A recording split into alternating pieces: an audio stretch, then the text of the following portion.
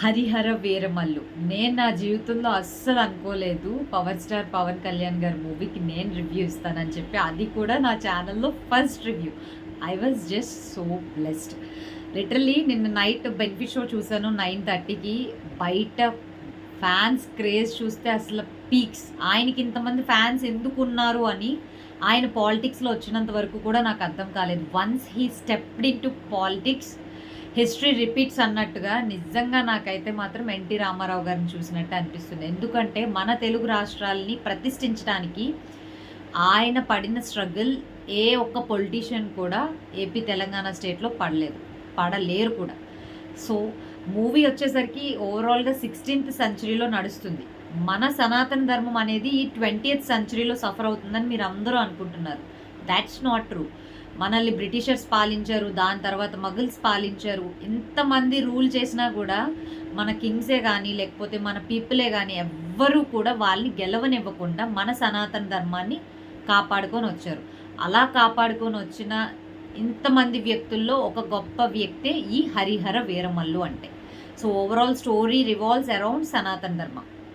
దీంతో ఔరంగజేబ్కి లింక్ ఏంటి అంటే, వాళ్ళు మన దగ్గర సంపదను దోచుకునేది కాకుండా దానిని వాళ్ళు తీసుకొని మనకి ముష్టేసేలాగా ఉండేది అప్పట్లో. So so Chavva movie release అయినప్పుడు, అదే ఛత్రపతి సంభాజీ స్టోరీ రిలీజ్ అయినప్పుడు నేను చాలా యూట్యూబ్ ఇంకా కొన్ని వీడియోస్లో కామెంట్స్ చూశాను. సో ఔరంగజేబ్ని పొగుడుతున్నారు చాలామంది. Just a small example from our sanatanis that తల్లిదండ్రుల్ని, కళ్ళు లేని తల్లిదండ్రుల్ని భుజాలపై మోసుకొని కొన్ని వేల మైళ్ళు నడుచుకెళ్ళిన శ్రవణ కుమారుడు చరిత్ర మాకు ఒక చరిత్ర.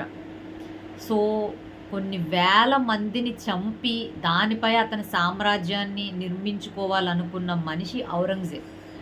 సో తల్లిదండ్రుల్ని దేవుళ్ళ పూజించే మేమెక్కడ, తండ్రికి సైతం విలువ ఇవ్వకుండా చేతికి సంకెళ్ళేసి అదే పాడుబడ్డ కోర్టులో కొన్ని సంవత్సరాలు బంధించి పెట్టిన అతను ఎక్కడ? కంపారిజనే వద్దు అసలు.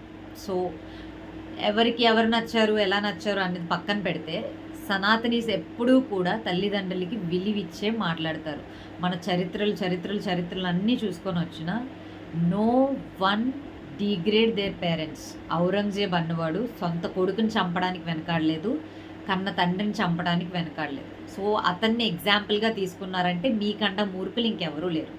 నేను లాస్ట్ టైం చవ్వా మూవీకి కూడా రివ్యూ చేద్దామని నేను చాలా అనుకున్నాను. But at my initial days of doing videos, so నేను మెడికల్ సంబంధించిన కంటెంట్ క్రియేట్ చేయాలన్న దీంతో ఓకే